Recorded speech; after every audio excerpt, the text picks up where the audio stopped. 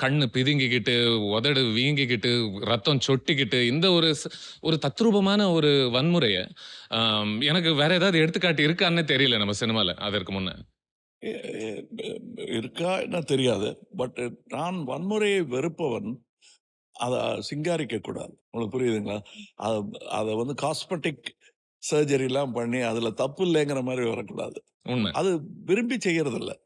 அது என்டர்டெயின்மென்ட் மட்டும் தான்யா நமக்கு வேல. அத பத்தி சொசைட்டிய பத்தி நமக்கு என்ன கவலைன்னு நெனைக்காதவங்க, அ அத வந்து அதனால தான் ப்ரூஸ்லிய விட எனக்கு ப ப கிட்டத்தட்ட ப்ரூஸ்லிக்கு நிகரான சாதனையாளர் ஜாக்கி சான்.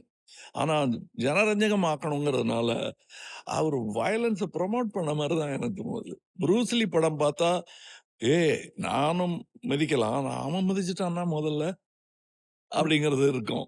ஸோ பார்த்து தான் பண்ணோம். எல்லாரும் ப்ரூஸ்லி இல்லங்கிறது தெரியும். ஆனா ஜாக்கி சான் பார்க்கும்போது சிரிப்போம்.